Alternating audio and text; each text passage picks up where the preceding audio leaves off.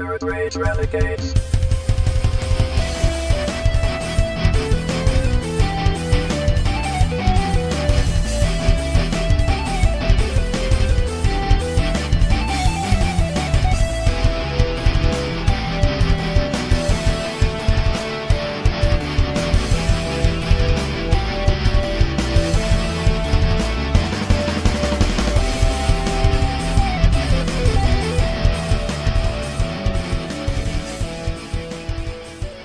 Oh, God. Oh, fuck. Hey, everybody. Chief and I were just eating a big old tub of nacho cheese, and we're oh, God. In a gas station bathroom. Now, why'd you make a taqueria in a PlayStation bathroom? Well, I was sitting on the toilet, and I saw this writing on the wall that said tacos are the sheet, so I decided yes. Djibouti Dubs, everybody. Go watch some Djibouti Dubs. It's go learn. brilliant. Go learn why penguins are better than Ugandan knuckles. Go watch it and learn. Oh, savage penguin. Savage penguin. roast him, Mark. Come on, Mark. Come on, Mark. You gotta roast them, Mark. You're not a bully. You're a roaster. You're a roaster. Yeah, well, I cannot. You know what? I seriously think there's a lot of good channels on YouTube. But I will say, like, we love Nostalgia Critic. We love Cinema Snob. We love Phalus and James. And James Rolfe and Angry Video Game Nerd, Cinemassacre in general, gameplay videos, everything. We love all that stuff, but for my money, the people that put out the best consistent content and the funniest content that I watch more than any other channel is Djibouti Dubs and Djibouti Studios. And I know we hawk it a lot on this show, but we don't get paid by them to say it. It's just great, and we love it. No. None of the things we do, like we don't get paid for the Stardust app, an app where you can post your first reaction to TVs, movies, and trailers. No, we don't make any fucking money, basically, is what we're saying. No, we don't. In fact, although everybody, if you haven't gone on Stardust app and followed us yet, I just popped up a new trailer reaction for Tokyo Ghoul, the live-action film that's coming out. I did not see that one yet. I just did it, like, right before we went on the air. The movie's been out in Japan for a while. It's coming. I saw it on Filmation's YouTube. It's coming out. You told me about it a while back. Yeah, so it's coming out. But I have not seen it yet. So I just popped up a trailer video for it, and that one is not on Twitter. That one's not on Twitter. That's one of those ones that is solely on Stardust. So if you want to see it, you got to get the Stardust app and follow us there. But I was interested because usually, and I mean we've talked about it at length on this show, how that anime to live action, movies kill me. I mean they literally, like, I die watching them. Like Death Note, I died watching. That goes for me at all superhero movies too. It never, as much as I can sit there and I can enjoy Batman vs Superman. I really like that movie. I really like Man of Steel. I thought Spider-Man Homecoming was brilliant. I thought that's the best interpretation of Peter Parker that's been done yet. But it's still never going to beat the comics for me, and it's still never going to beat the animated versions, because in comics and in animation, the backgrounds and the characters blend like they belong together, and it's just all these CGI backgrounds and green screen, man. It's just so obvious to me in everything, and I can't hardly stand it. And then, like, the live action Attack on Titan, it was, I mean, it wasn't bad, but it was nowhere near the anime.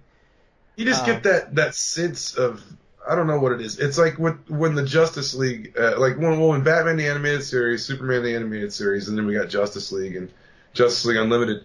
Like those, I thought it was so cool the way they made like a giant robot or Darkseid will punch Clark and he'll fly through like 3 buildings and hit a mountain, and all the physics of that just look correct.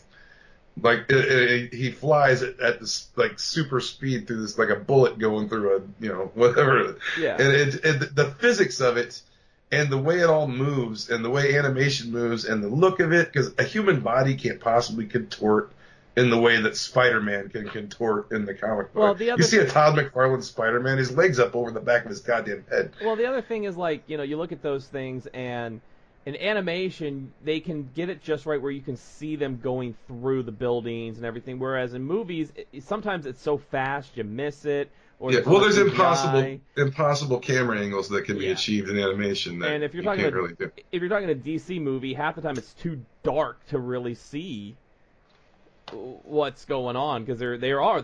I mean, that's if anything, that is my criticism is that they are so dark. Like not dark as Batman vs Superman with the when you see Batman in action in Gotham. That's what my favorite scene in the movie just about. But it's still so dark you can't fucking see anything going on. Yeah, it's just the way the lighting is, and it's like you don't need to make it that. I mean, I understand Gotham, is usually dark, but even like with Superman, somehow every DC movie there's like this perpetual cloudy day, and there's no sunshine in the DC movie universe. But with Tokyo Ghoul, going back to that, I looked at the trailer and I saw all the scenes from the anime that I love. There were certain little things that they showed that were fantastic.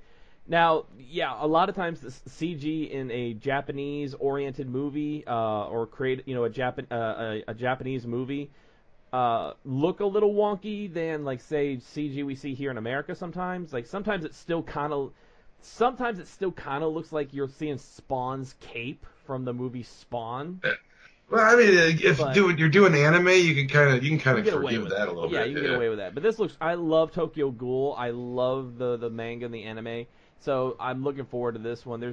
I love seeing these type of films come out, but at the same time I cringe. Like Death Note, I was one of those ones that was, amidst everybody that was like, fuck you, fuck this shit, blah blah blah. I was one of those ones that said I'm gonna watch it and then base my opinion off of seeing it. And yes, I saw it and it was a flaming pile of dog shit. But well, that's what we've always done with the show. We've always said except for Fantastic Four stick. But I still stand by that we are not hypocrites on that. I stand by the fact that Trank and all the other actors and everybody releasing every little bit of information they released, what they said just sounded so horrific and such a bastardization of the source material just from their own words before it even came out. And then that trailer came out, and then we saw Trash Bag Mummy Doom. And it's like, no, that's not going to be good. I can tell right now it's not going to be good. I don't need to fucking see the movie. And we were right. Exactly. Yeah, it's terrible. So, but I'm really looking forward to Tokyo Ghoul. So make sure if you have, like I said, Stardust app, you can see all of the first trailers, reactions on there. Go follow us, Nostalgia Critics on there. Go check those out. I'm still got to finish Godzilla. I still can't get the damn app to work. I'm trying to make it work, and it doesn't work. I don't know why. I think I got a shitty. I'm getting a new phone here pretty soon, so we'll fix that up. I got to finish the Godzilla Netflix thing that came out because I hear it's really good, and I've seen a little bit of it. Yeah, that's the one I was going to, before we got into the bulk of tonight's superhero talk, I was going to ask you how it was, but if you haven't seen it. I haven't seen all of it. I will say the beginning was pretty cool because they did show, like, Karakuma, they showed Rodan, they showed Hebera. I think it's Hebera. Did they fuck with the size ratio of Godzilla? Like I've heard, like it's like he's ridiculously big. So here's what I'm getting. And that there's not, and I don't know. I gotta watch it once again, but I hear there's not just one Godzilla. Well, I mean that's not so I gotta see conceivable in a Godzilla movie. Because the one I'm seeing from what they showed a little bit of him, he kind of looks like the most recent American Godzilla a little bit. Yeah. So I'm wondering if there's that Godzilla and then there's like Toho, because this is the Toho production. It's Shin Godzilla versus New American Godzilla. Well, this is a Toho production, so but I gotta watch that. Excuse me. So I gotta watch that, and then tonight, after we get off of here, I got to catch up on Raw 25. It's the 25th anniversary of Monday Night Raw for the WWE. As we're recording this, it's on right now. I'm going to watch it on replay. Yeah, I've been seeing Garavidi's been going crazy all day. Well, yeah. So because I don't have cable, so I'm not going to be able to watch it live. I'll catch it on the network, and I'll watch the YouTube highlights. But everybody's coming back, Chief. I mean, there's so many. I heard there's some crazy retro matches and shit coming up. Oh. The legends that they announced for it are like the $1 Million Man, Ted DiBiase. One of my favorites of all time. Yeah, I saw DiBiase. Somebody said something about Gangrel or something, and oh, if Gangrel's there, I'm gonna lose my shit because I love Gangrel. He was one of my favorites. His entrance, clown dude, I think, is coming back. From what I've seen. I know they announced Ted DiBiase. They announced the Boogeyman. Stone Cold is gonna be there. I think Shawn Michaels is gonna be there. The Undertaker. Trish Stratus. I don't think the Steiners are. Eric Bischoff was there. There's a lot of people there, and they're doing it from two locations: the Barclays Center and then the actual Manhattan Center where they first filmed Monday Night Raw. That's a two-part deal. Yeah, they're simulcasting. It's kind of like WrestleMania 3. Oh, that's crazy, man. Yeah. That's like a second stage at Lollapalooza or something. Well, they did it. They did that at WrestleMania 3. They like WrestleMania 3. I think it was WrestleMania 3. They actually simulcasted, I want to say, from 3 different locations. Yeah, I should just have a disclaimer here that I know nothing of wrestling, so Spin's kind of the expert here. Tell me about it. I play, my mobile game of choice is WWE Supercard, and I play that shit religiously. I'm talking fucking religiously. I play that. My knowledge of wrestling goes up to like Hulk Hogan's Rockin' Wrestling on the cartoon, and then like, and then like beyond that, Hulk Hogan's really shitty movies, which I adore. I love the Hulk Hogan catalog of movies. I can watch them all the time. I'm a wrestling nut. I've been a wrestling nut most of my life. You know, there was a short period where I dropped out of it and then got back into it because of a girl. I'll fucking say it. There was a girl who liked wrestling, and I was in high school. I was like, fuck it.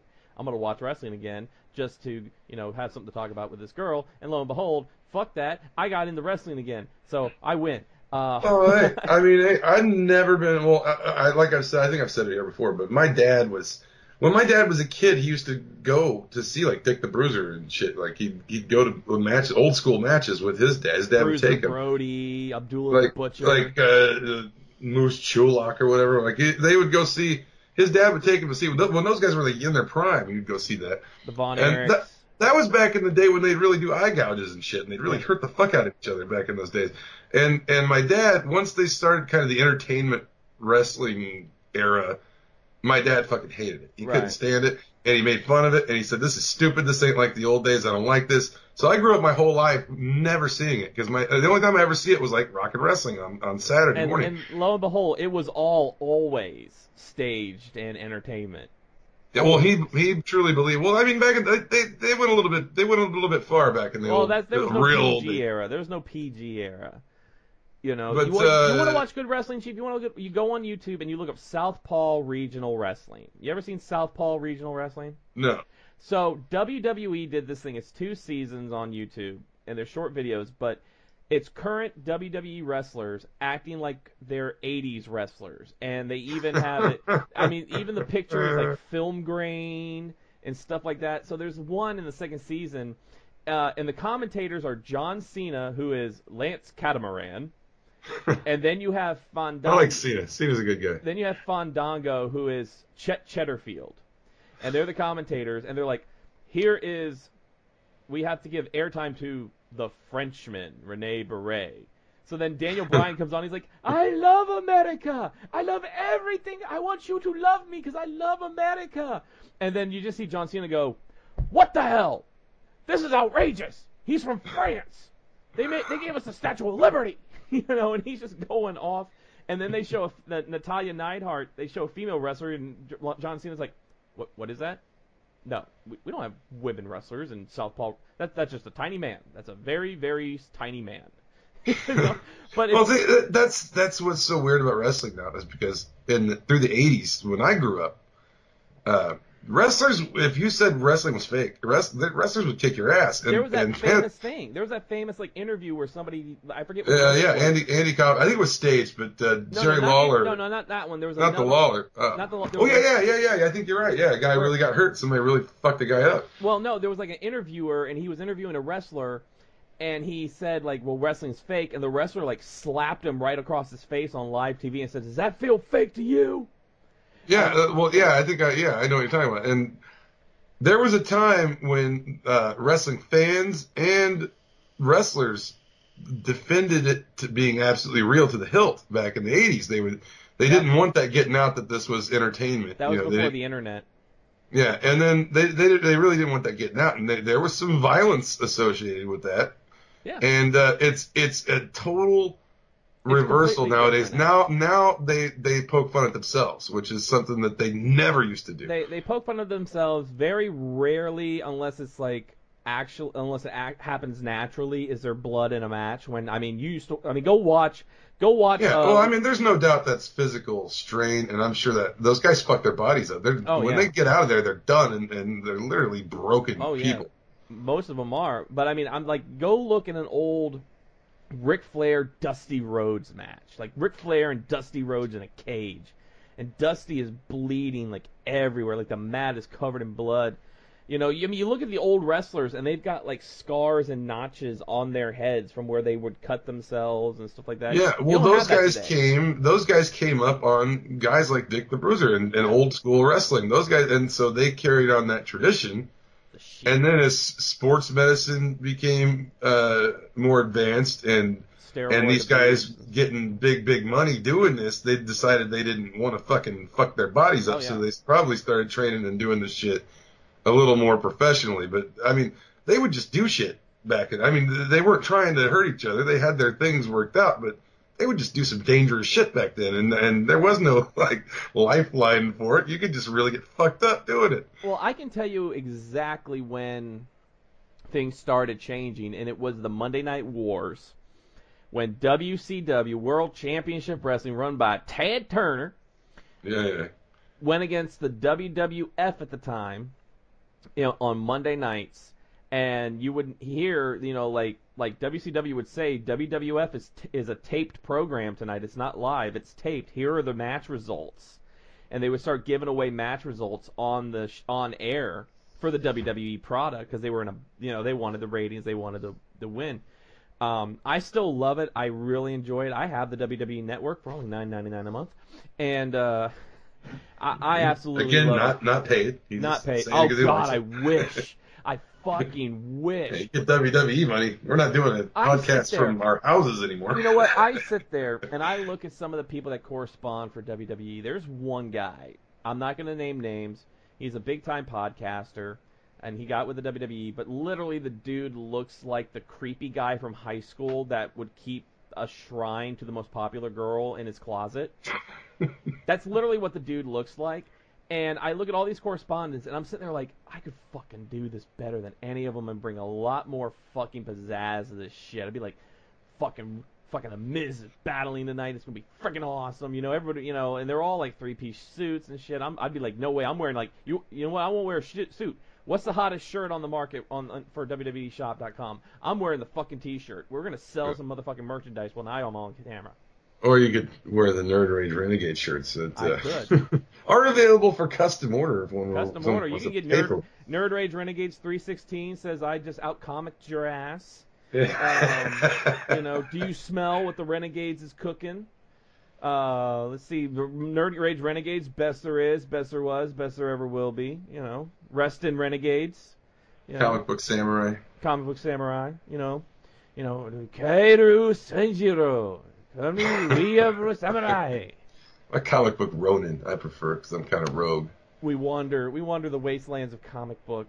That's right. And don't go on Skybound's fucking Facebook page and try to talk shit to Chief because he's a savage penguin. He's savage. I've been a savage penguin today, man. Oh man, I'm just so fucking fed up with that goddamn show, The Walking Dead. And that is, and that is so weird because this was your show. This was like everything. And now I used to review this for another website. I used to review the comics for the same website. I have done rundowns on my personal Facebook of this show and how much I loved it for the first 2 seasons. And man, they just fucking ruined it. And it's all Scott Gimple. And I don't care what any of these assholes on Facebook say. These people that don't read the books and don't give a fuck. They're like, oh, I like the changes and everything, and I think it should be that. But no, I mean, yeah, I get it. It's got to change. It's a necessity to expand on the comic panels because comic books are not that long. I mean, not that much goes on in each issue. It cuts off. You got to wait a month for the next one. Yeah. But to pack a lot of story into the show, yeah, of course you have to go beyond the panels. But when you're just killing core characters that are needed especially later on, and you're just killing them like, fuck it, shock value, let's kill this guy, we'll just give this part to somebody else. I'm getting sick of that. I don't want to see that. I want to see my favorite characters happen what happens to them, And I'm so fucking tired of the show just fucking it over. I mean, I get it. When Kirkman said there was going to be changes, fine. That's fine. When you change the core of the future, then I don't care anymore. I want to see... The reason I watch it is because I want to see my favorite parts of the book and how they're going to flesh that out and how they're going to add to that and how they're going to fucking... it's supposed to be an improvement, is what I'm saying. It's and they're not improving it. They're making it worse. And I mean, when you talk about it, they fucked Tyrese up royally. Tyrese was a shell of anything that was actually Tyrese. One of my favorite all-time characters in the book. Even though he died a hero in the comic. He didn't die a simpering bitch from zombie bites and get tossed out of a car. He got beheaded by the goddamn governor. Yeah, because he went with Michonne to try to sabotage the governor. They went in the body armor and they got caught. And Michonne managed to get away, and they killed Tyrese in front of the prison. Which was Herschel's death in the show. Yeah, and that's fucking, god damn it, man. They just, so many things, and I've been forgiving because there's been highlights too. Like there's been episodes where Rick ripping the guy's jugular out. That's a highlight for me. That's a highlight. The other time he's done that, I mean, the fucking like the ones that Kirkman, the episodes that Kirkman has written, have been really good. And there was one that was even completely nothing to do with the comic story. The one episode that I really loved that was the most like just a single issue of The Walking Dead was early on at the prison when, I think it was at the prison, where the weird lady, Rick found the weird lady in the woods. Yeah. And she was saying, I got my husband, we're going to go, and she's taking him to the husband or whatever, and he finds out that she's a nut, and she's got the head in a box or whatever, and she's crazy. I thought just the way Rick acted in that, and the situation itself, just with the one lone crazy nut living in the woods, I thought that was a lot like an issue you would get of the comic book, and I loved it. And then, like, there's certain changes that they've made and things that they've added that I absolutely thought were great. But killing Carl is basically you just taking the future of the entire story and just cut his throat.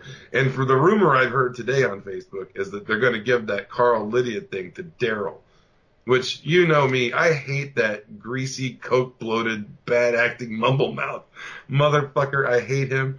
I wish Daryl would have died 4 seasons ago. I can't stand that guy. And I can't stand that every picture of fucking Norman Reedus he's flipping the camera off that I've ever seen. It's like, well, fuck you too, buddy. I don't need you flipping me off.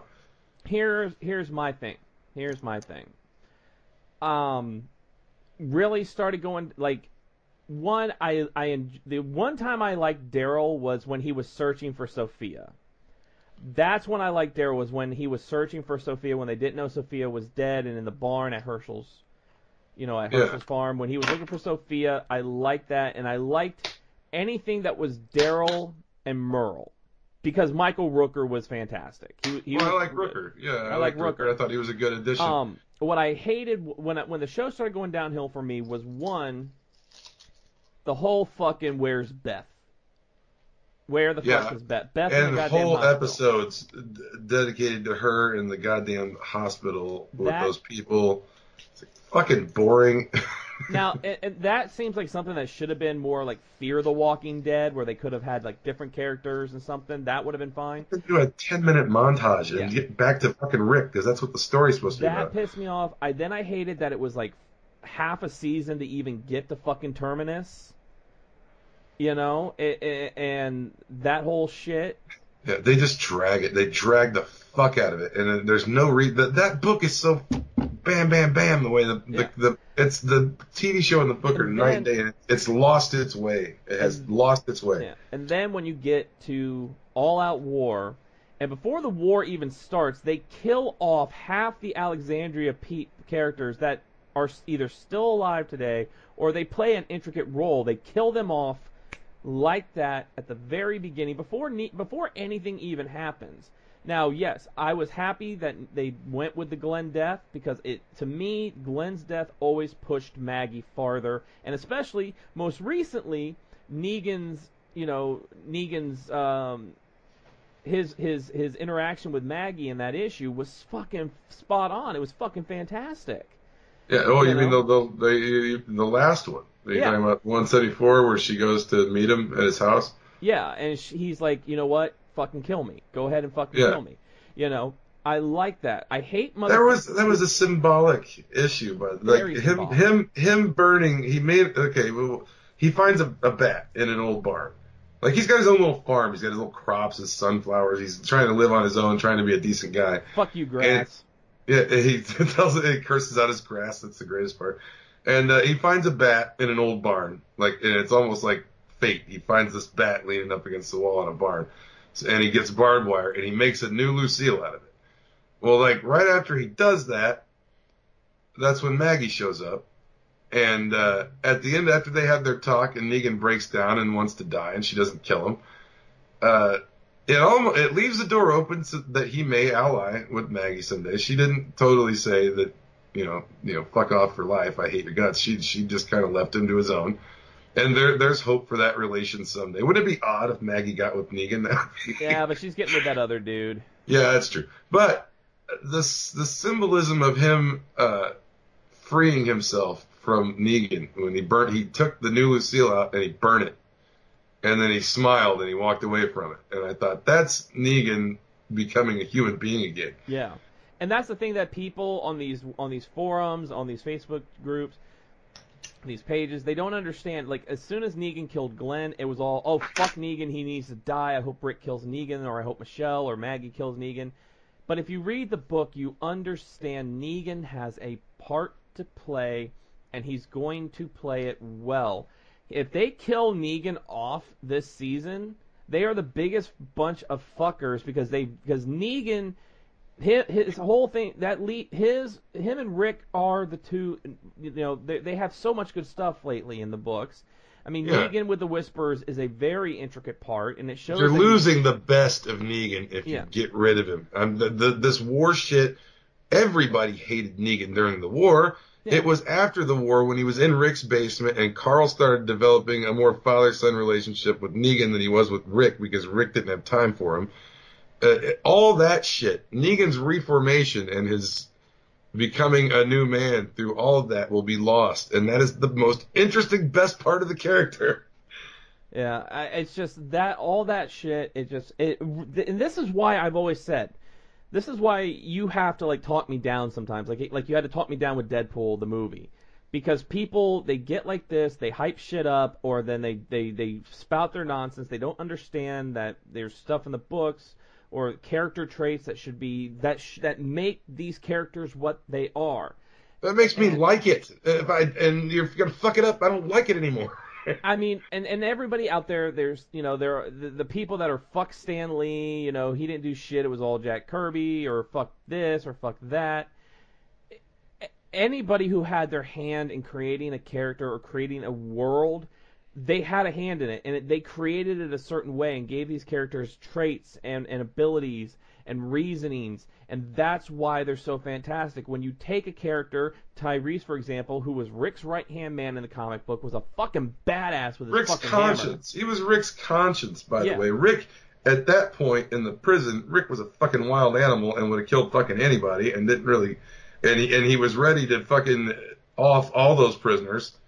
And Tyrese was his fucking conscience through that, and kept him from doing a lot of stupid shit.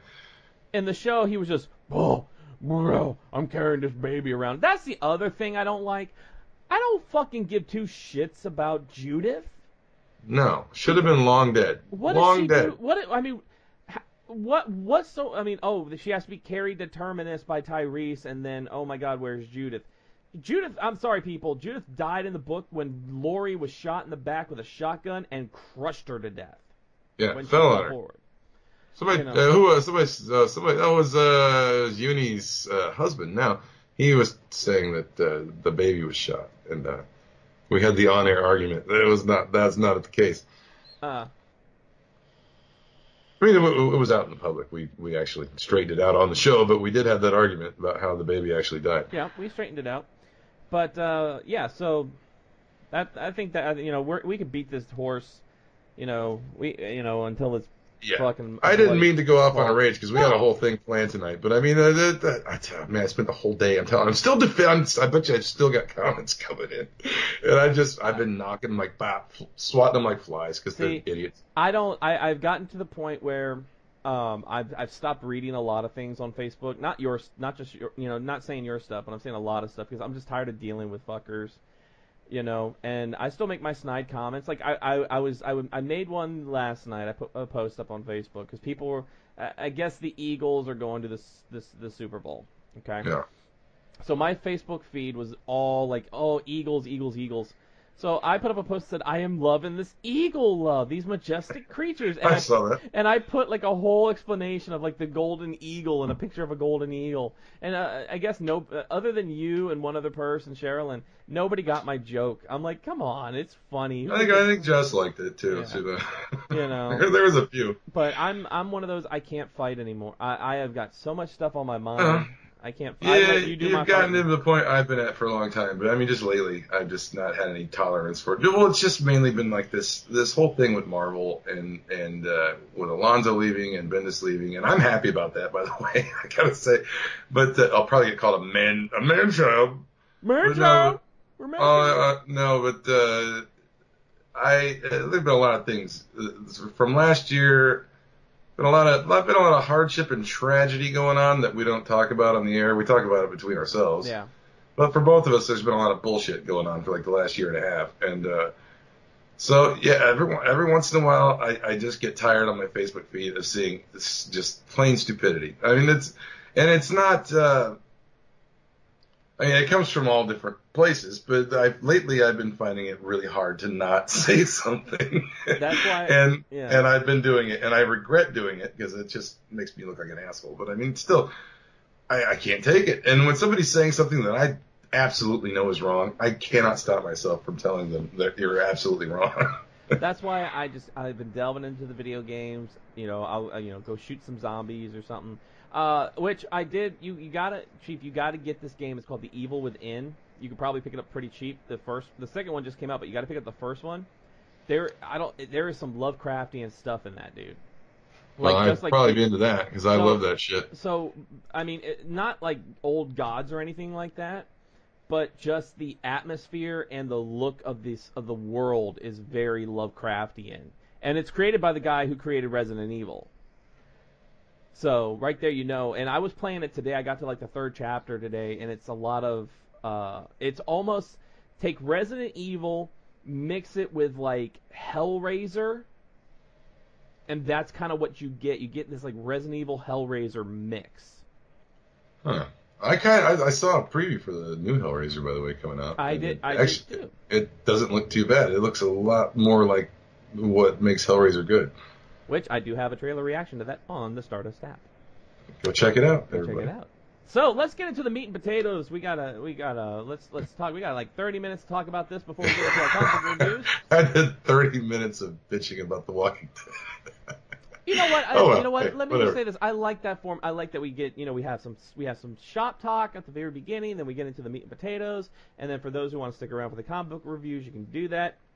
Remember, these are spoilers, so if you haven't read your books this week, then don't listen to that part of the show until later. If you don't listen to that until later. In fact, before you get there, once you finish this, why don't you head on over to YouTube and check out our new commentary track for Beastmaster 3. Oh, that should be a good one. I can't wait, because the Spit will send me a preview at some point, and I'll get to watch it ahead of time, and they're always funny to me. We just recently did Beastmaster 3. So go check that out on the YouTube channel. Please, please, please, if you haven't, subscribe and hit that like button. It helps with the analytics. It helps us track who's watching and what you're watching so we can create more great content for you.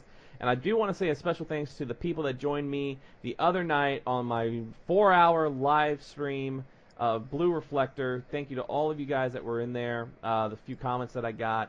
Thank you so much. I plan on doing some more Blue Reflector streaming here this next weekend. Usually Fridays, Saturdays, I'll stream Blue Reflector. Except for that one guy. Except for that one guy. Fuck that one guy. And that one guy. But no, the ones this weekend, very cordial, very nice. Thank you guys so much. And I'll be doing that again. I want to get a full playthrough of that. And also those who joined me on my WWE little bit of gameplay this past weekend. Thank you guys so much for joining me. Once again, if you hit that subscribe button, hit the bell next to the subscribe. That way, anytime I go live or Chief goes live, he's going to start doing some stuff later on. You'll know. You'll be able to pop on. There's a chat there. You'll be able to talk with us. And whenever I get a headset, we'll be able to do that. So let's get into the meat and potatoes of tonight. Last week, class was in session with Howard the Duck. Thank you also to all the cool comments we got about the Howard the Duck show. I didn't see the comments for that one. Oh, we did. I saw one. You got one there, and we got one from Stephen Wild. Stephen, thank you so much for that. This week, Chief's going to take the reins and talk about one of his favorite characters. Yeah, one of my favorite characters. Of course, the one and only, to me, Banner Hulk. The Incredible Hulk, Bruce Banner. Always been one of my I don't know if I have like underlying massive amounts of rage in my life, which is probably true. But my entire life I've always identified with the Hulk and his transformation and his rage. But the reason that I love the Banner Hulk is because there's you have your Red Hulk, you have your Red She-Hulk, you got A-Bomb, you got all these Gamma freaks, you got Abomination, you got regular She-Hulk, you got all these people. The Banner Hulk is not like them in that essentially he doesn't really have humanity. He is the living embodiment of primal rage, and he is an unstoppable destruction machine that only gets stronger the angrier he gets. And he's currently not in the Marvel universe. He's coming back, but they're mentioning him a little bit, and he's supposed to come back here pretty soon. But for all the people that haven't seen or have seen the movies, and it always the movies, the TV show, it's always some experiment that Bruce or David Banner are participating in that they've done in a lab. And the reality is that the original origin of the Hulk was that he was a scientist working for the government and was testing a gamma bomb at a bomb testing facility. And the way he became the Hulk is a teenager on a motorcycle named Rick Jones rode out across the testing ground right before the test, and Bruce Banner, being a decent guy, ran out to get him out of the blast radius of the gamma bomb, and he pushed Rick Jones into a ditch. Who Rick Jones becomes very important later, which they haven't. I can't believe they haven't put Rick Jones in the MCU, but Rick Jones is shoved into a foxhole. Yeah. To shield him from the blast, but Banner gets kind of hit right in the back with the whole blast. And due to, I don't know if the retcon stories they've done like later on where they've said that Banner's father did experiments on him like they did in the movie, and that's why the gamma bomb didn't just disintegrate him and fuck him up, and why it mutated him instead. But nonetheless, he transforms into a giant rage monster that just begins terrorizing everything. And originally gray, because according to what I've read, I always thought it was a problem with the printing. I guess this must be a more recent thing. I always thought it was harder to print green or something. I didn't know exactly what the thing was, but apparently it was Lee's idea to make the Hulk gray so that he didn't really identify with any real race of people. He was just a thing apart in the world, just the living embodiment of rage, pretty much. And a very big influence with Frankenstein. Yeah, Frankenstein, so Dr. Jekyll. Yeah, Mr. Hyde thing. Yeah. Also, I guess we do have to say, the Hulk was created by Stan Lee and Jack Kirby in 1962, and his first appearance was in The Incredible Hulk #1. Yeah, which the original series only ran for 6 issues and got canceled, and after the cancellation, That's around the time he joined the Avengers and all that, and then he started appearing as in the 2-story Tales to Astonish after that, and then they rebooted the Incredible Hulk series later on, and he got his own title again.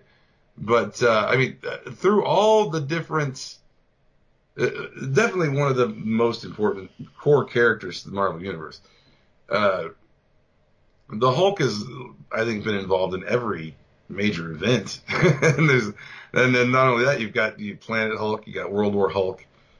The Hulk is a central core character of the Marvel Universe, and his missing since this last, what was the last? It wasn't Original Sin. Civil War 2. Yeah, I always get it mixed up with Original Sin. Actually, no. Yeah, Civil War. Yeah, Civil War 2. Yeah, it was like the first issue of Civil War 2. Yeah, I think one of the. Yeah, yeah. So he's supposed to be, the thing with the Hulk is he's like the ultimate adaptable being. He can he has powers people don't even realize, like that they've never really shown in any way in either animated or movie form. For one thing, his upper strength, the upper level of his strength isn't even known. I don't think he's like listed class 100 in the Marvel Handbook, which is like 100 tons plus whatever. It is like the same as Thor's, but I don't think his upper limit of his strength is actually even known. But we know that he's strong enough. He has the one of the powers that he has that they don't talk about a lot is the Hulk has a world ender punch.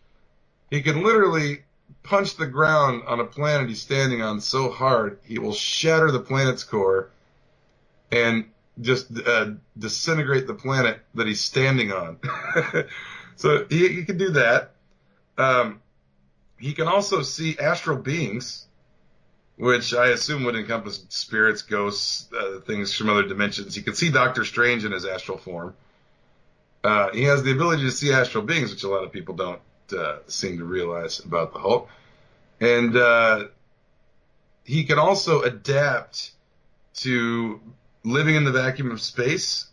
He's been caught in outer space before, and he's survived the vacuum of space. He's actually evolved gills when he's been at the bottom of the ocean. He's evolved gills and has been able to breathe water before. So he's kind of like a super adaptable monster, indestructible monster. There's even a series called Indestructible Hulk, which I really like. But the thing I didn't like about Civil War 2 is they killed him with an arrow. Which that's what kind of interested me, because if I remember correctly, Hawkeye shot the arrow when he was in his Banner form. It wasn't the Hulk form. It was in the Banner form. True. Now, as we have seen in the past, though, if Banner is in imminent danger, the Hulk will take over to shield Banner, because they're one and the same. We know that the Hulk and Banner are two separate personalities. He shares. Exactly. I think of it this way. I wanted to get into this too. I consider the Hulk and Bruce Banner two completely separate entities. And I even proposed this question on Twitter. I said, are Banner and the Hulk two sides of the same coin? Are they the same being that just mutates? Or is the Hulk a being from the pocket dimension where Banner keeps his mass and strength that resides around the Hulk at all times? He derives the Hulk, when the Hulk transforms, he derives his mass from a pocket dimension that kind of encompasses Bruce Banner all the time. So that's how, a puny man can become this giant 9-foot tall monster, or 7-8 foot tall monster. He keeps his power and his mass are in this little pocket dimension, which I kind of think of as the Hulk is its own entity in this pocket dimension, that it's almost like a demon possession that takes over Banner, and it is allowed to take up his physical space in our world, or in the Marvel Universe world. It's able to come from that pocket dimension and take up Bruce Banner's space, while simultaneously moving Bruce Banner's consciousness and body, physical form, to this other pocket dimension. That's the way I always think of it. I never could get a straight answer out of people. Nobody seems to know the answer to that, if that's the case. But that's the way I think of it because they hate each other. And the Hulk numerous times, in the comics, they brought it out in cartoons and stuff like that. The Hulk will speak of Banner as a completely separate person. Yeah, he calls him puny Banner, and he wants to kill him. He talks smack about Banner. There have been times when the Hulk has taken over indefinitely and has not allowed Banner to come back, to transform back into Banner. Yeah, well, there was a story not too long ago. I think Mark Waid wrote it. The Doctor Who one? No, this was the one, the Stay Angry arc. Okay. That there was a time Bruce Banner had gone mad, pretty much. He'd become a mad scientist and was on the run and was going crazy. He'd gone crazy and obsessed with the idea of finally killing the Hulk. He wanted the Hulk. He wanted rid of the Hulk forever. So he was kind of nuts. And the whole point of Stay Angry was he was the Hulk. Like a lot of Hulk comics, he's Bruce Banner. He becomes the Hulk. But in this one, he had gotten some of his intelligence. Like he was functionally intelligent. He wasn't just this pure rage beast at the time, but he was trying to stay angry and stay the Hulk because every time he transformed back to Banner, Banner would have him strapped to a fucking rocket or something. He'd wake up strapped to a rocket or getting like fucking brain surgery or he'd wake up in these weird ass places where Banner was trying to kill him and torment him. And every time he would wake up, the Hulk would find a note that says play this, and it'd be like a videotape, like a camera and like a videotape, and the Hulk would play it, and it would be Banner mocking and taunting him, saying, let's see you get out of this and whatever. And so the arc was called Stay Angry because he constantly had to stay angry so that Banner couldn't take over. And he was exhausting kind of his physical and his mental capacities to do it. And it was actually a really good arc that kind of showed the duality of the Hulk, where they are two different beings.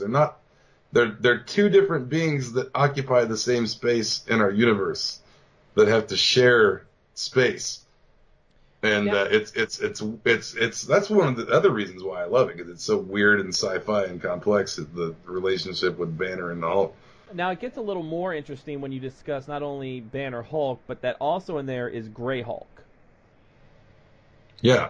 Otherwise known as Joe Fixit, which this character, yes, as we said earlier, the Hulk was originally gray, but due to ink problems and things like that.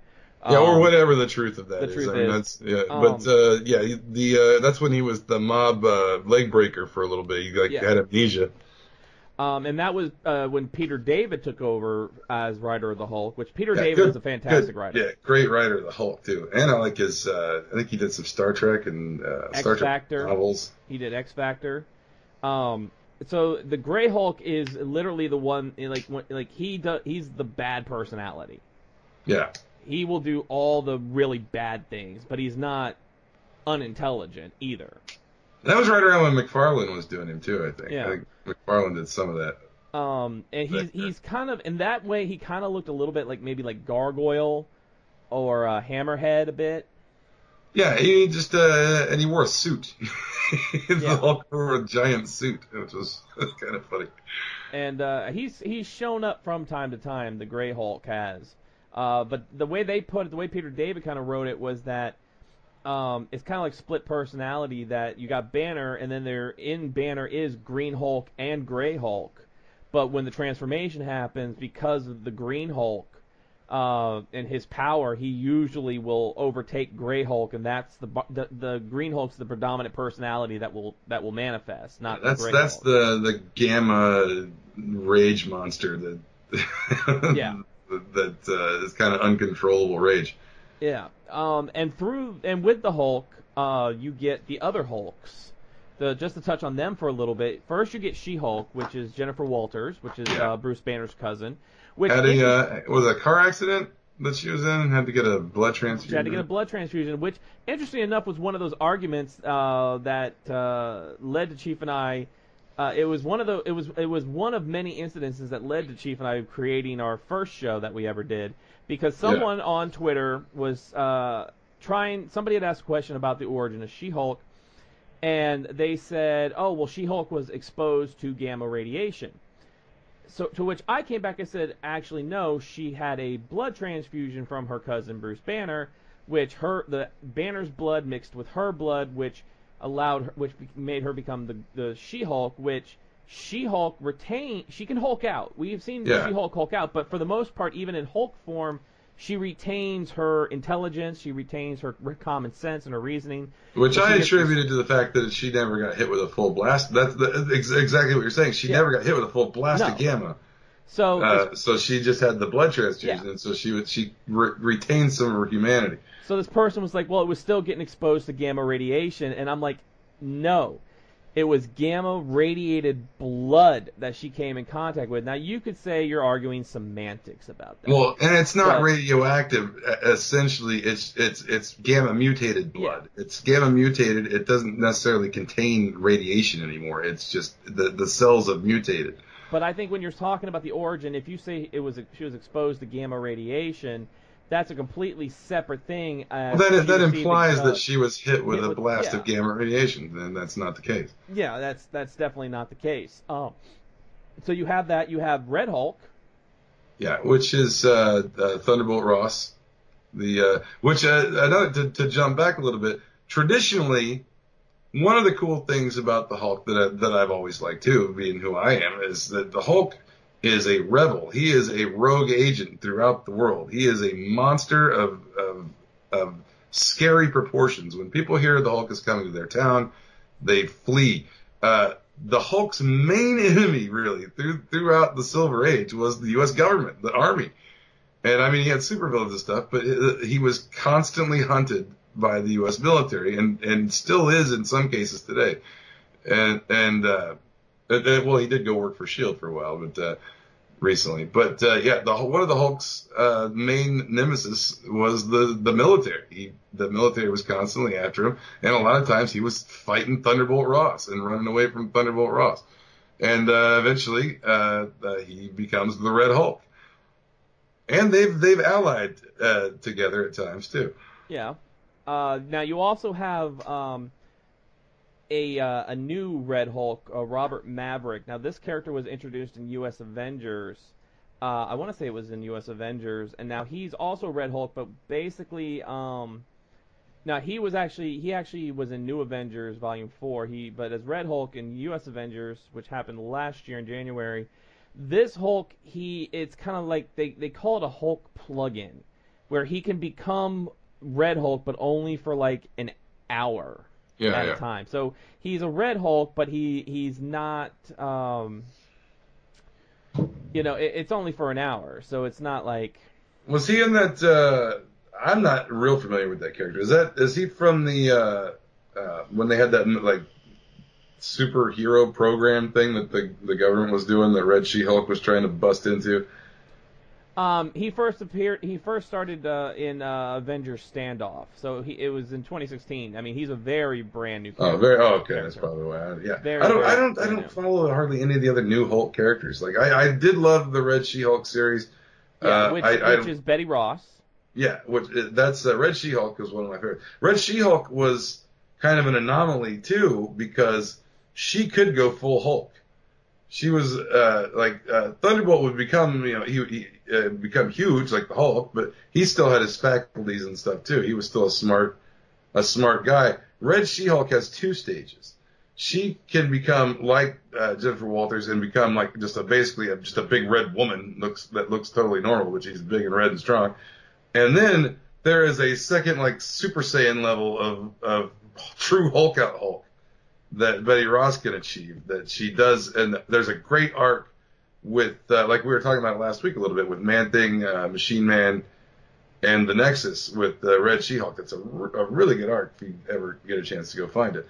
But that was just a few years back, too. You have to go find the Red She-Hulk series maybe a volume back, maybe. Yeah.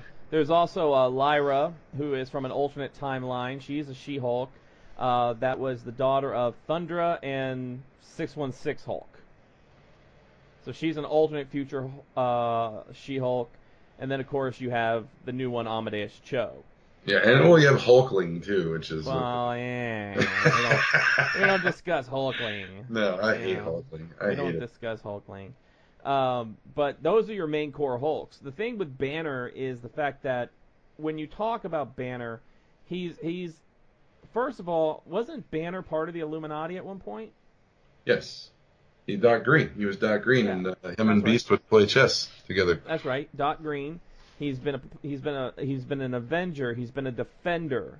You know, he's always been there. He's this classic monster. More hero than anti-hero, I think. I think a lot of people think of the Hulk as a monster, but the Hulk basically is a gentle being that just puppies. has a lot of rage. Yeah. Well, that was one of the things I loved about I think it was Indestructible Hulk was the series they did that in. But and Ed Coulson from TV's Agents of S.H.I.E.L.D. was in that issue. It was actually his dog. They had what they do basically in Indestructible Hulk. What I liked about that series, and I met Mark Waid and had him sign my first issue of that, by the way. What I liked about it was they basically Bruce Banner had been on the run from the government forever. S.H.I.E.L.D. was always looking for him. Maria Hill was looking for him everywhere. She couldn't find him. She goes into a diner, like in the first issue, and sitting right there in her diner that she's chosen to eat at is Bruce Banner just sitting at the table waiting for her. And she goes, he's like, you're a wanted man and all this. And he's like, look, I got a proposition for you. You said, I could put out twice the output of Reed Richards and Tony Stark combined. I'm smarter than both of those guys. Hire me. Give me unlimited cash, give me my own lab, and when you need the Hulk, rage me out and drop me on it, whatever you need. And just give me what I want. And so that he could kind of work on, he'd kind of made this agreement with the Hulk, I'll let you out for certain amounts of time when I need you, and otherwise you have to let me have my life. So for a while that worked out. Bruce Banner was working for S.H.I.E.L.D., and I think it was in that, right in that first arc, They had need for they found an AIM base, which had advanced idea mechanics for people that don't know. It's sometimes associated with Hydra, a group that develops technologies for supervillains and evil billionaire corporate guys and stuff like that. They develop technology basically, and they're kind of outlaws. So the S.H.I.E.L.D. is constantly looking for these bases. So they find an AIM base. And they basically fly over the AIM base with Bruce Banner, and they just shove him out of the plane. No parachute, just send him sailing toward the ground, because they know before he hits the ground, the Hulk's going to take over, and he's going to be fine. So they basically just push him out. He falls. He destroys the AIM base, and while he's still raging, he's destroyed fucking everything. He's just leveled the whole place. Then they got to fly over and drop the puppy bomb. And so they fly over, and they drop a crate with a parachute, and it lands and opens up, and it's full of puppies because the Hulk loves puppies. And when the puppies jump all over the Hulk and are licking at him and stuff, he starts laughing and starts becoming Bruce Banner. And one of my favorite lines is Coulson in the comic book is like, I don't know what's scarier, watching him destroy that entire. I'm paraphrasing, but he said, watching his destruction and his rage, or to hear him laugh. I don't know what's more disturbing. I think it's also with Hulk, it's good to also mention that within the Hulk comic books, you had the first comic book appearance of Rocket Raccoon. He originally first appeared in the Marvel magazines. It's 271, I think. What was in the magazine? The Sword and the Star, or the Star and the Sword, or something like that? Yeah. The magazine appearance is. Yeah. The first comic book one, I think, is Hulk 271, if I got that right. Yeah. And then, of course, one of the most important characters in Marvel, Wolverine, first appeared in The Incredible Hulk. That's true. And of that, I have his first cameo. I've got 180, don't have 181. Still looking for 181. That is a big one. My shop had one, but it was like ripped up, and it was still way out of price point. They jumped like three to get off topic. But when we went to C2E2 the first time, I saw one for like $350 that looked like it was at least a 4. Yeah. I mean, it looked pretty good. I went back the next year after we went, and it was like $800. Like, holy fuck. The big price jump in that book. Very big price jump. But throughout the Hulk's history, I mean, he's coming back. They killed him off to make... Basically, they killed him off because at this point in time, a lot of Marvel heroes, especially the older creations, they were getting killed. Marvel was killing them off or putting them, in the case of Tony Stark, putting them into comas or making them aging, or making them old, like Captain America, to make way for these new characters to take on the mantles of these characters. And they did a lot of them. Some of them worked. Like I liked, like the ones I felt worked were Jane Foster Thor. Thought that worked very well. Well, and Jason Aaron's he's just brilliant. So I mean that and he never wrote Odinson out though. I mean, Odinson's been through that. Out. Same way with when Falcon took over for Captain America. You still had Steve Rogers. He was still active. They were doing dual. I think now they're doing dual Captain America. They're both Captain America. And Falcon, of course, in my opinion, natural successor to Captain America. I thought he should have got it 30 years ago. Kamala before Khan. Bucky again. Fuck that. Should have gave it to fucking Sam Wilson. Kamala Khan as Miss Marvel. I love the Miss Marvel book. I thought it was fantastic. I think she's a fantastic character. Those ones I think work. But then when you get to ones like Cho isn't bad. I will give you this. There are some things with Cho that I do enjoy. Like he's had interactions with Hercules that I really enjoyed, where he's kind of like, I'm the Hulk, and Hercules like, I don't care. You're not the Hulk. You know. Well, Hercules will knock him down a peg. Banner Hulk is strongest there is. He's strongest there is. That's the whole point of this episode. Exactly. He is the strongest. His movie outings, as far as a solo character, have not been as good. No, they haven't got him right yet. They haven't. Now the single movies. Now him in like ensemble. Yeah, the Avengers, he was great. That was good. And Hulk. I still have to see Thor Ragnarok. But I mean, it's Hulk fighting Surtur and Fenris Wolf. I mean, come on. Well, here's number one. Whether or not people think the CGI is convincing or whether it looks good, you cannot have fucking Lou Ferrigno painted green. It don't work. It didn't work with Chiklis as the Thing. It don't work with Ferrigno. The Hulk is 8 feet tall at least, and he's huge. His mass is beyond human. You can't just have a regular guy. I mean, for the times, Ferrigno worked for the time. Well, I mean, they couldn't do CGI. What else are you gonna do? And I will give credit to Michael Chiklis. Out of everything in those movies, I did enjoy Chiklis as Ben Grimm. I thought he actually did do a pretty good Ben Grimm. Yeah, well, I mean, it's just when it's all you got. The rest of it was horrible. The worst thing about those is the Reed Richards dancing at the fucking bachelor party. Oh my god. I mean, we could go with the unreleased Roger Corman thing in the Fantastic Four. Still the best version of the Fantastic Four ever made. On screen. And that's what's sad. That is still the best Fantastic Four. I own it. I own that movie on a bootleg. One of my well, we're getting off topic of Hulk, but I'll tell you, a really good version of what I thought embodied the Fantastic Four perfectly was that like one season like anime series that they did. The Fantastic Four. That was fucking brilliant. They nailed the Fantastic Four with that cartoon, and I don't know why it only went one season. It should have got several. Now, with the Hulk, he's been in part of every Avengers cartoon series that there is. He had his own series. I enjoyed Hulk Agents of Smash.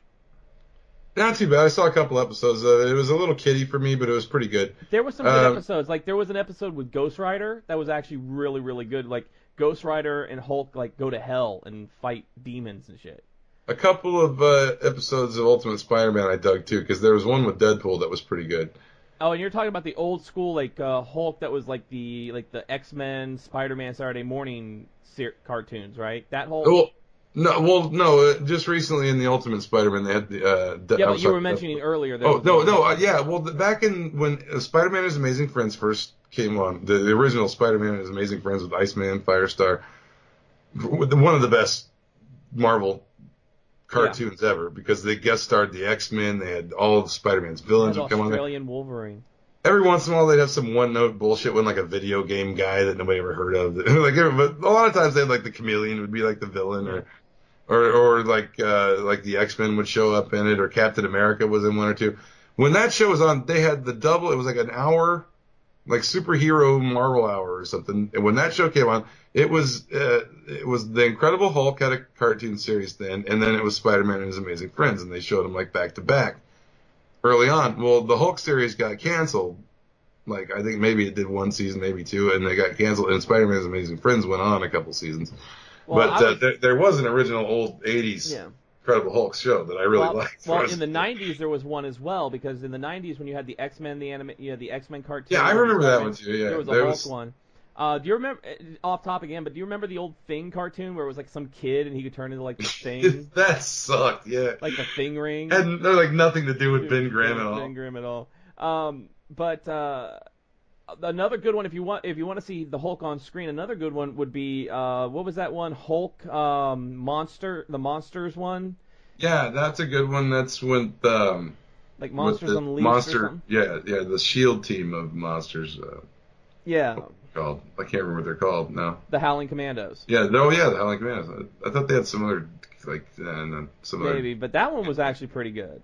Yeah, I like that one, and they had and Man-Thing was even in that cartoon. Yeah, when do you remember seeing Man-Thing in a cartoon? Never. Very rarely do you ever see Man-Thing in a cartoon. Man-Thing was in that. No, but there's a couple good Marvel animated movies. I don't know why they don't do more of them, but another good Hulk is Planet Hulk is fantastic. If you get a chance to see Planet Hulk, get it. It's a good cartoon. It was Hulk Where Monsters Dwell. That's what it is, where monsters dwell. That one's. I think that may still be on Netflix or Amazon Prime. That one was a good one because you had Hulk, you had Doctor Strange, Man-Thing, Nightmare, Warwolf. It's a pretty family-friendly one as far as that goes too, because it's kind of based on Agents of Smash and Vampire by Night was in there. Vampire by Night was in that one, so that's a good one too. They had the Hulk versus Thor, Hulk versus Wolverine. That was a good one. Yeah, those more adult oriented. A lot of violence in those. If you're a parent, and that one's really good because that one, the way Hulk fights Thor, I thought was really well done because it was Asgardian magic with Bruce Banner and Hulk and. Oh yeah, Baldur. You got the Warriors 3. Sif was in it. It was great. And the Hulk versus Wolverine was fucking A+ on that one. When Weapon X comes back, Deadpool's in that. Just the fucking bloody fight that the Hulk and Wolverine have in that one. The Wolverine's just sinking his claws like right into his neck. Yeah. And it's just like violent and gory as hell. And I love it. So Hulk versus for your adult time, the Where Monsters Dwell. Maybe the kids could watch that one. Yeah, definitely. And, if you want some good comic books, anything with the Hulk in it is good. I also recommend, even though it's not a Hulk title, I recommend the first story in Savage Wolverine that had the Hulk in it. Yeah. That one has a pretty awesome fight between Wolverine and the Hulk, and it's just fantastic artwork in that. There's so much and so many alternate timelines because there's that weird timeline with the Old Man Logan and Old Hulk where they travel through time. Yeah, isn't he? He's the what does he call himself? That Old Hulk. He might still call himself Doc Green, he's not the Green Scar. It might have been Doc Green still at the time. No, what did they? Oh God. Go ahead and keep talking, and I will. I'll get it. Well, a lot of those guys that the Hulk is spot like Wolverine, he's also teamed up with those characters a million times too. The Maestro. Oh yeah. Okay, that's Maestro. And there was that weird arc in it was one of those weird it was like a tie-in to some event, and it was like the backstory in some book of like 2 or 3 stories, and it was the Hulk and Old Man Logan were traveling around through timelines doing stuff. I don't remember exactly what they were doing, but it was pretty cool. And I guess we should also mention the Amalgam Comics with Howard the Duck, how he was merged with Lobo. Well, the Hulk, he was merged with Solomon Grundy. Which that does make sense. I would, I guess there's not really anybody else. That was kind of an odd thing. That amalgam thing and the DC versus Marvel thing that happened right before it was like, that was a really weird. Like, is it like you'd think the opponents that they matched up would have been the ones that they converged together, but it wasn't. It was like Superman versus Hulk, but Superman ended up merging with Captain America. Yeah. And Wolverine ended up merging with Batman. And I don't know. Solomon Grundy and the Hulk does make sense. I mean, Solomon Grundy is essentially kind of a Hulk in the DC universe. Yeah. There was a Hulk. There was a Hulk 2099. There's a lot of them. So there's a really cool story where the Hulk, and I've been trying to actually find it in like trade form somewhere. It's like Hulk Last Man on Earth, mm-hmm. and it's the Hulk won't let Bruce Banner die. It's essentially the sun is about to burn out, and everything on the Earth is dead. But the Hulk is still wandering the wastelands of the world because the Hulk refuses to die, and he's immortal, and Banner just wants to die. Banner's just a really old man at this point, but he can't die because of the Hulk. And I'm not exactly sure how that plays out. I just heard about it, and I kind of want to get it. Yeah, I've never been able to find it in trade though. So if there's anybody out there that listens regularly to this show and they know what that story is called and where I can find it, let me know because I've been looking for it. So with that, we're going to close out this talk of character history and backstory. We have one. This is interesting. Before we get into our comic reviews, we got one more week of a regular show before episode 175. Oh, excellent. Also, one more thing. I will say to all those people, the next appearance, as far as I know, of the Banner Hulk will be in Avengers No Surrender number 684, coming out in March. Yeah. So, we have one more episode until Cool Beer comes on.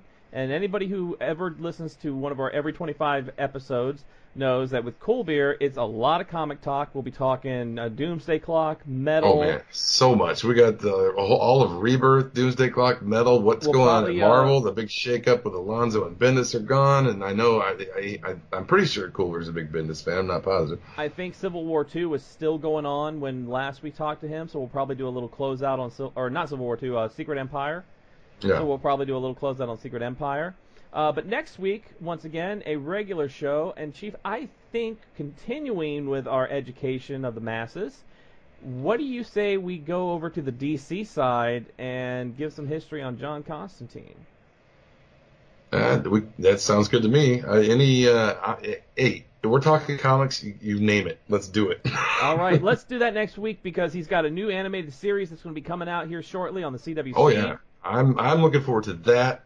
I think Matt Ryan embodies Constantine in physical reality and in animation. So I'm looking forward to that. So next week we'll talk about a character that made his debut and then had his own comic in Vertigo before coming back to the full DCU. We'll talk John Constantine next week. Going over to the DC side for a little bit. So make sure you stay tuned for that. We're about to do our comic reviews, but for those of you who don't want spoilers, we'll just go ahead and get everything out of the way right now. If you want to follow. Also, there's much. Please go research the Hulk on your. There's so much we couldn't even get to in this because I ranted about The Walking Dead too long. But I implore you to go read the Hulk. It's his history. The ideas behind it, the Kirby and Lee's ideas to creating that character, it's all fucking great, and I highly recommend the Hulk. One of my all-time favorite Marvel characters. So, if you want to follow us, you can follow Chief at SpaceChief75. You can follow me at NRDRG Renegades on Twitter. You can go to Facebook.com/NRTruthRadio. YouTube is, of course, Nerd Rage Renegades. Just search us up. Once again, Beastmaster 3 out now. Commentary track. Go listen to that. And some gameplay footage. Stardust app, NRDRG Renegades, Nerd Rage Renegades on Instagram. We'll start populating that again. The Nerd Rage Renegades are on the air every Wednesday on Podbean, Stitcher, Player FM, iTunes, Google Play, and every Thursday on GamingRebellion.com, Filling the Void Podcast Network, and now iHeartRadio. So, now we're going to have Crystal, the Nerd Rage Renegades AI, hit that spoiler alert because we're going to spoil a lot of DC Comics this week. Yes, sir. Spoiler alert! Spoiler alert! The Renegades are about to spoil this week's DC Comics. All right, this week in DC Comics, Doomsday Clock number 3. Yes, and... Oh, go ahead, sorry. Oh, no, what's the and? I was going to say, and this gave us a clue. I don't know if this is going to end up being some kind of weird time shakeup, but I just happened to be watching the Watchmen movie today, and seeing Rorschach's grappling gun. We see in Doomsday Clock this month that Rorschach gets a grappling gun from Batman himself. So I don't know if that'll tie in somehow to that. Somehow he gets retconned back to the time. I don't know. It's but this is interesting. Well, it's interesting because we find out this is somebody completely different than the original Rorschach. We knew it wasn't the original Rorschach. There's somebody, and we don't even know who he is really. Is it the kid that was reading the comic books in the original Watchmen? I have no idea. I gotta go back and read that. So this one picks up right where the last one ends off, with the cliffhanger from the last one that we find out that the comedian is alive and he's in the DC Prime universe, and we find out that the beginning of Watchmen, if anybody's read it or watched the movie, the first thing you see is the death of the comedian. That's the first thing that happens in Watchmen, is the death of the comedian. He is thrown out of a high-rise window. Yeah. But we see now that he never made impact with the ground below. No, we also see that the button must have came with him and got embedded in the cave of the back, or got embedded in the wall of the Batcave somehow. So apparently the comedian was saved by Dr. Manhattan, taken to the DC universe, and he's been there this entire time in kind of like the shadows. Yeah, and there's that cool reveal when he wakes up in the ocean. He was about to hit the ground and things kind of fade out, and then he wakes up out of the ocean, and then there's just this blue glow, and he turns around and says, "Doc, what are you doing here?" Now this issue is interesting in the way that it paces, because you go from comedian and Ozymandias, you have Batman, Rorschach, but then you have the news, you have this old television movie of some private eye, you have an old man who's waiting for his daughter and grandson to come visit him at the old folks' home. It's a bit reminiscent of the way Alan Moore does things too. Yeah. I mean, it's definitely Jeff Johns kind of channeling Alan Moore through the Watchmen pieces of this story.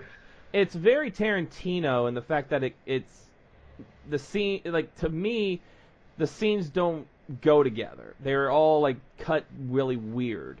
I enjoy it because it's laying some groundwork, and it really, this book feels more Watchmen than it does DC.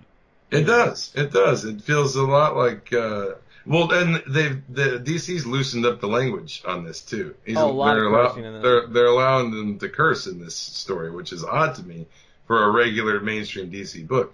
But if you're blending those two universes, you almost gotta let them do it. You do. But one of the things I was wondering about is there is the two villains that Ozymandias and Rorschach brought with them. The mime and what's her face? Yeah. I'm wondering, and I could be totally way off base, but I was wondering when I saw her in the makeup going into the Joker's club, I was thinking, I wonder if this is the second Harley Quinn that showed up in Batman White Knight, or if that's some kind of explanation for that. And I love, and that's if White Knight even ties into anything, because it's an otherworld story. We don't know. Yeah, but this is dealing with all those worlds. It could be one of the dying universes in Metal for all we know. We don't know. It seems to me there's been little weird clues dropped throughout Metal and Doomsday Clock and throughout the regular books that there's some major coming together of all of these arcs at some point. Yeah, I mean, they've coming together. The finding out the mime has powers, his mime gun actually shoots, his mime knives actually cut. Yeah, they actually work. I don't know if they're psychic, if he creates them psychically, or if they're just actually invisible weapons. But we know that the Joker will end up appearing at some point. Yeah, so they're actually going. They're looking for him now. They've made mention of the Mad Hatter in this issue, which I don't know. Johnny Thunder's in it again. Yeah, Johnny Thunder. there's so much in here, and it's so intricate. And the fact that the other thing is they mentioned the Superman theory. They say that all the metahumans didn't start showing up until Superman did, and they're saying that most metahumans are products of government experimentation, and it's all because of Superman. And that's they're saying also like 97% of all metahumans are in the United States, and they're wondering why that is. Yeah, and then they show like things that happen in other countries based off of just the few metahumans that are in those countries, like wild huntsmen and things like that. But I mean, it does have a very, very Watchmen feel with this metahuman thing, kind of mimicking the superhero hatred that was in Watchmen. Some of the narration boxes too are similar. Yeah, and some of the dialogue going on. And really, so far, other than one appearance of Superman in the first issue, and now Batman, those are really the only DC characters we are really seeing. Is we get one shot of Superman, and then we get Batman, and Batman playing his games, of course. And Batman, he ends up getting Rorschach's journal, so he knows everything that happens. Yeah, but he doesn't believe he gets Rorschach locked up. He sneaks him into Arkham and locks him up because he doesn't buy it yet or something. Or he just wants to keep him where he knows where he is in case he's got to come back and get him later.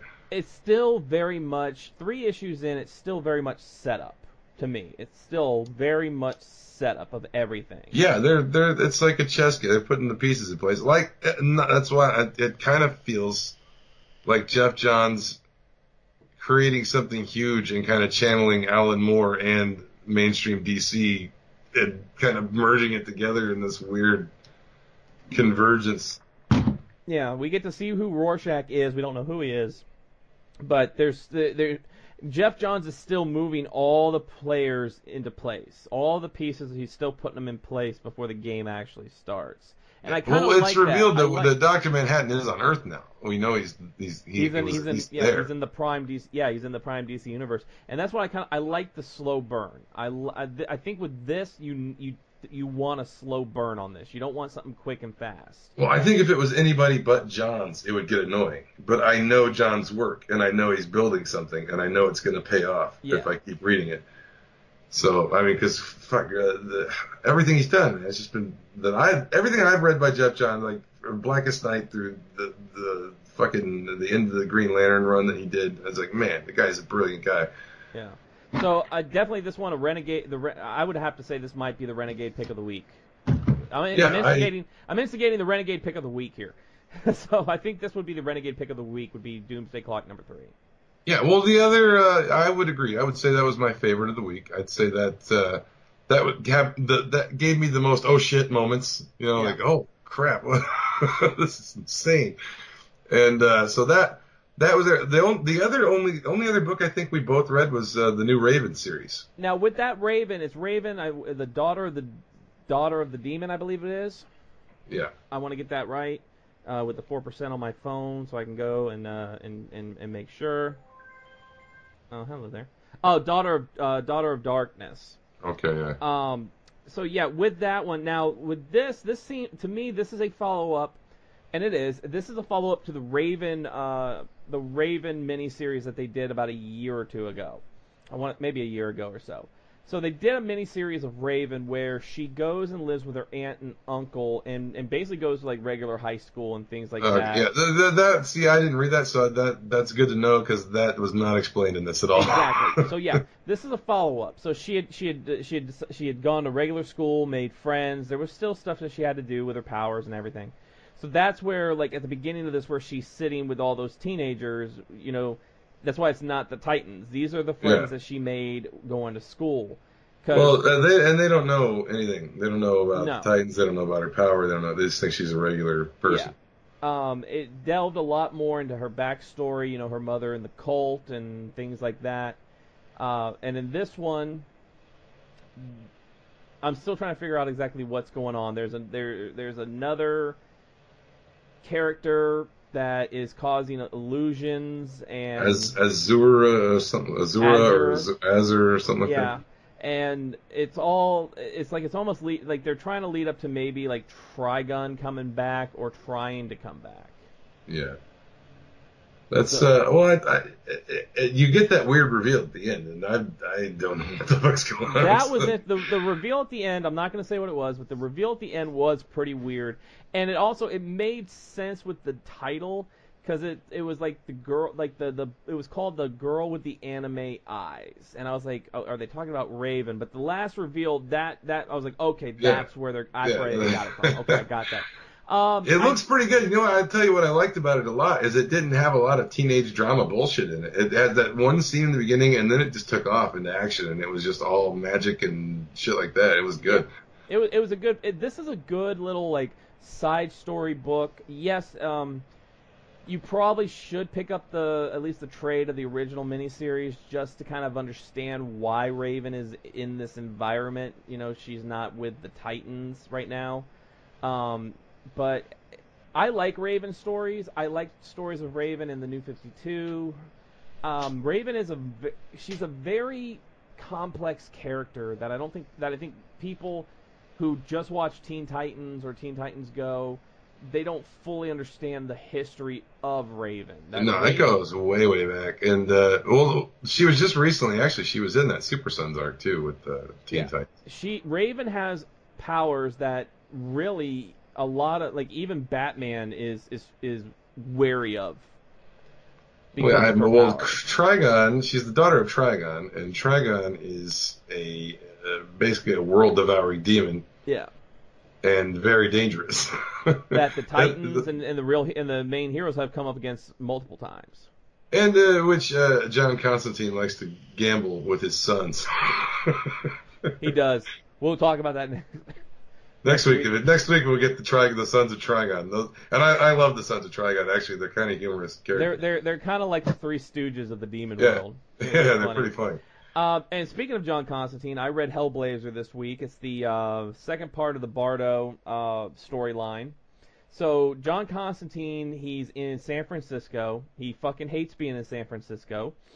And he's working with this coven of witches because is the house keep dumping him off other places? He's trying to get back to England, right? So he wants to go back to England. No, he went to England, but what happened was a friend of his was murdered. So he was called in by another friend, and she gets murdered.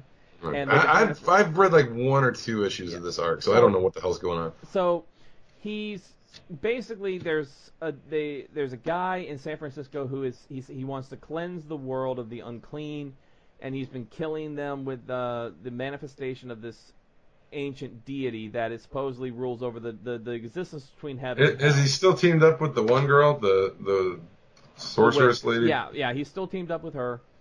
And this is the climax of that one. It's a good story. To me, being a fan of Constantine, nothing is ever as good as the Vertigo title. Nothing of Constantine is as good as Vertigo because I think he had a little more. The Hellblazer series. Yeah, right? Yeah. I think they at Vertigo when Constantine was at Vertigo with the Hellblazer title, there was more. They could do more. I have. I have almost all of that. I'm missing quite a couple. A few of them. With DC, there are certain points I really enjoy Constantine. I love it when he's, I loved him in Justice League Dark. I love when he's doing his dealings. This title, there's been ups and downs, a lot of ups and downs. I thought the last issue was kind of boring. I read the last one and it just kind of dragged. There was 2 issues ago or 3 issues ago, there was a really good one where he's once again framed for something, and it finds out it delves into old Norse mythology with dwarves and how they killed that's one of the Aesers, and I read that too. That was actually pretty good, I thought. Yeah, so this one a little bit less than that one. That's my thing. I love Norse mythology shit. It's one of my favorite mythologies in the world. So I'm hoping the next issue picks up. This one, it just finishes out the story of the Bardo. Constantine has a few good lines in there. There's a girl in the coven that really wants to shack up with Constantine, and he's just having none of it because he's kind of he's done with San Francisco. He really hates the hippy dippy, new age, medicine way of San Francisco. He's punk rock. Yeah.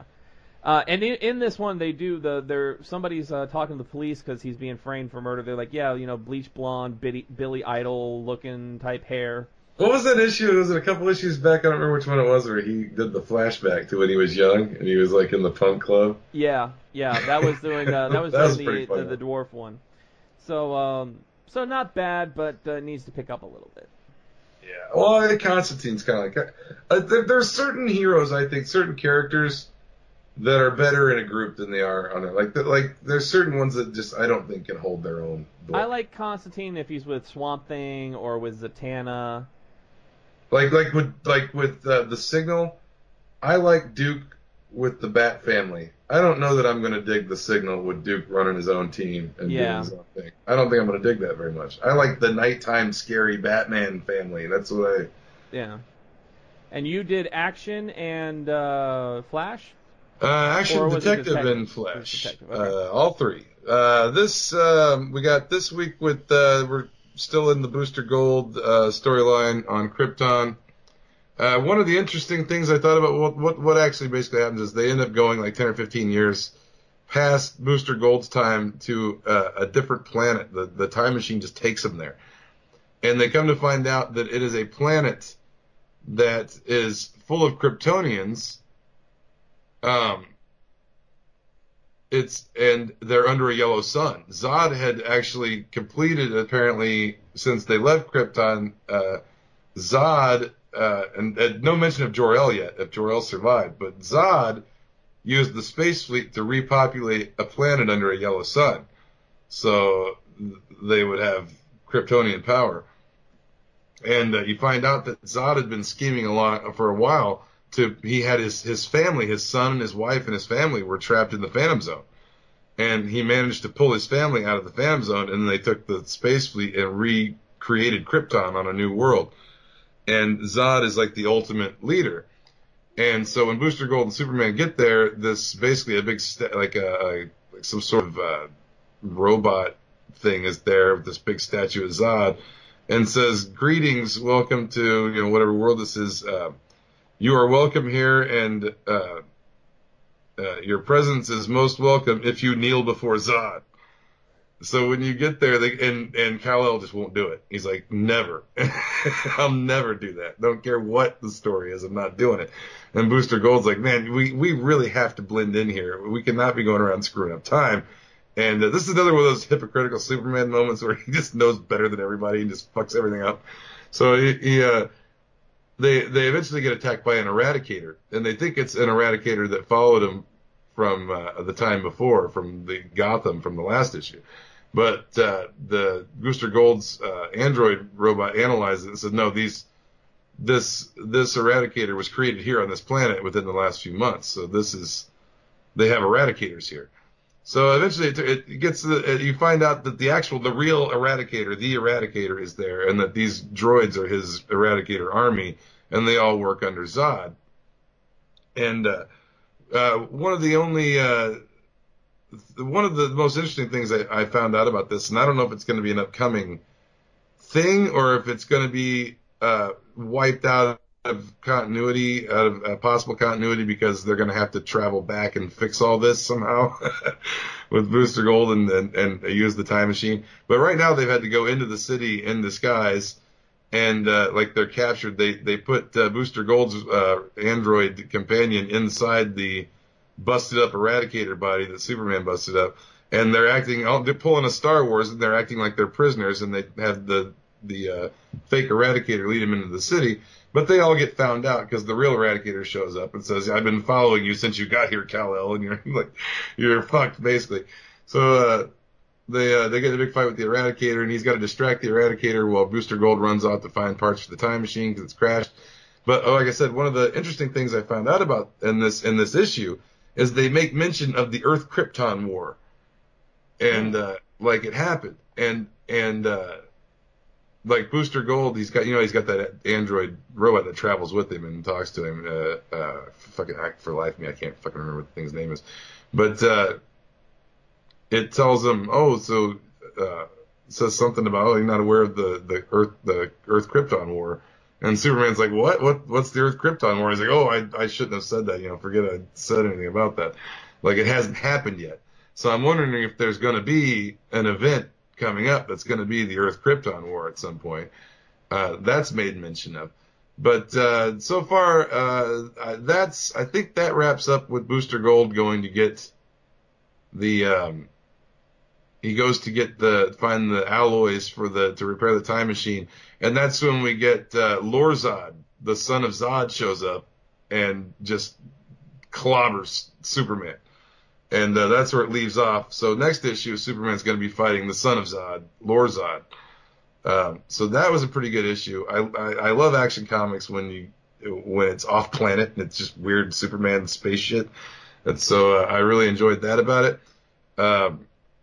I'm really liking Action. I heard Bendis is going to Action, so I'm wondering what he's going to do with it. I mean, if he does a good job with it, I mean, I think Superman and the Superman family is a good place for Bendis though, because it's kind of family friendly and it's kind of already progressive. There's not much he can really do to make it, more progressive than it already is, because Superman's kind of a feel good character. So I don't think Bendis will do much harm over there.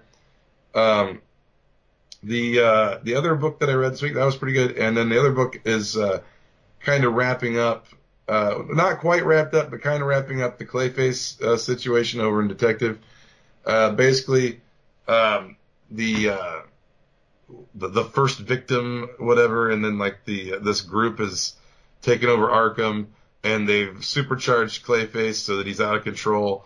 And he's absorbed all of the leavings of. They've collected so many 1,000 gallons of Clayface's leavings over the years.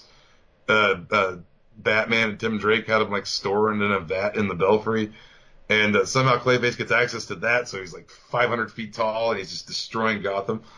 And so they've come up with this cure for Clayface to bring him back to his normal Basil self, and I think it's Orphan gets on his back and injects him with this thing in his brain that turns him back into human for a minute, but he's already starting. He's like, it's not going to be permanent. I'm already starting to change back. And then previously, Batwoman, her father, the military dude, who's Batwoman's father, gave her this weapon that was meant to neutralize Clayface. You could kill him with this because his body won't be able to reform. He won't be able to hold himself together, and he'll just die. And he gives it to her, and he says, look, if this thing gets out of hand, use this on him, because we've been working on this. This will kill Clayface. And she's like, we don't want to kill him. He's part of our team. He's been manipulated, and he's out of control, and he can't help it. And he's like, well, maybe, take it back, let Tim Drake, somebody look at it, and maybe you can modify it so that it'll just stun him or something. But take it anyway. So Clayface busts out of control before they can do any of that modification or study it or anything. And so Batwoman is forced to, when he becomes his human form for a few minutes while Orphan's standing there, Orphan gets the call on the radio that says, Orphan, she says, what is it, Cassandra? I don't know what her real name is. But it says, close your eyes. And she's like, close your eyes right now.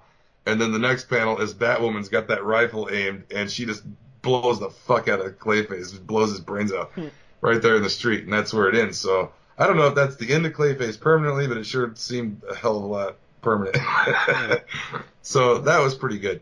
And interesting enough, they had mentioned Lady Clayface in Doomsday Clock. Yes, they did, as a matter of fact, as a tie-in to that. They did mention Lady Clayface. And, Anarchy, the guy Anarchy that Spoiler was hanging around with, he actually revolted against this first victim, whatever this guy's name is in the red mask. He revolted because they had started this, and he's like, I joined your group to help the poor of Gotham, and all I hear is them screaming, running from Clayface. And he's like, this is a necessary sacrifice, you have to do this. So Anarchy revolts against that dude, and he goes back to find Spoiler and Tim Drake, who's been injured and is like strapped to a gurney. But pretty good. Remains to be seen. It's not quite over. Remains the initial damage that Clayface has done is over. They've stopped the rampage, but it remains to be seen what the aftermath of this is going to be. This could lead into why Tim Drake wants to kill Batwoman. Future Tim Drake that came back to kill Batwoman because of something that happened around this time. So this could be the catalyst for Tim Drake wanting to take out Batwoman. I'm not sure. Something to do with it, but it's pretty good. If you follow the Detective, keep reading. It's pretty good. And also, this month was it's actually in our files that we get from DC, it's labeled Flash number 39. This is actually, they went back to the retro number for this, I believe, and this is actually the 700th issue of Flash this month. And we're starting out, I think this is going to be the War of the Speedsters, or the War of the Flashes, or whatever that was coming up. But Grodd comes back in this. Oh. And it goes back, this is a really good issue. I'd say after Doomsday Clock, this would have been my second pick of the week. Because, and the only reason is because Doomsday Clock's so big. That's kind of the only reason I'm going with that, because it's like the big event, and a lot of shit was revealed in it. But this was really cool, because this not only is the return of Grodd, this is also Barry Allen's complete confession to Iris West that he's the Flash. And she says, well, the only way we can ever work out is you have to show me. She says, I want to see him, and I want to see what he does. So Barry Allen becomes the Flash, and he starts running Iris around all over, showing her all the things that he does, telling her about how the costume works, telling her about how he gets the police band through the lightning bolts on the costume. He gets that, and tells him where all the crime is, and he can be there instantly, and tells her about Thawne, and tells her. He keeps some stuff away because there's some stuff that her nephew, Kid Flash, didn't want her to know. So he keeps some of that, but he fairly well confesses to everything that he's been up to. And so Iris West now knows that Barry Allen is the Flash and knows all about what he does. Well, in the midst of all this, time starts slowing down. The Flash can still move, but Iris gets really slow and stops, and everybody freezes. And Barry Allen is speeding up, uncontrolled. He can't stop moving faster than everybody. He kind of speeds up out of time. And he looks, and someone on top of a building, a big skyscraper, is building a giant lightning rod up on this building. So he races up there, and he finds out that it is what's her name? I think Mina, the one that's got the negative speed force now. Mm-hmm. She's there with the Black Hole group, that Syndicate super scientist, evil super scientist. She's there. And they've got this. They're speed forcing, like Multiplex got speed force now. They're speed forcing villains on top of this building. And he gets up there, and all of a sudden it says, it's like the speed force has always been mine, and you've stolen it from me, and I'm here to take it back. And then this big gorilla arm just comes out of this void and grabs Barry Allen, and it's Grodd. Grodd is back, and he's come to take the speed force. Because I should say at the beginning of the book, it says, throughout time the Speed Force has existed here, and it's always had its rightful owner, and men have repeatedly stolen it over the centuries, and now its rightful owner has come back to take it. And you don't know who that is till the big reveal at the end. Spoiler! It's Grodd. Grodd has come back to take the Speed Force from Barry Allen. So next issue, big Grodd, Barry Allen, Multiplex, negative Speed Force, Kid Flash, War of the Flashes, basically. It's going to be a big melee of speedsters, and I'm hoping they let Godspeed out of Iron Heights, because I'd like to see that too. Fantastic. That's your DC Comics for the week. Once again, the Renegade pick of the week will be Doomsday Clock number 3. Make sure you head out today if you're listening to it on Wednesday, or whenever you listen to it, head out to your local comic book store. Show them some love. Pick up some books. No, it doesn't matter who it's from. Find something that you... Pay up your subs. Pay up your subs, everybody. Yeah. Pick up your subs. I got to do that myself. I usually let them sit for a bit, and then I go pick them all up at once. But I always get them. Always get them. Always get them. So, thank you so much. We'll see you next week with John Constantine. So, Chief, I'm a penguin. I'm better than the Ugandan Knuckles. Oh, Savage penguin. Savage penguin. Good night, everybody.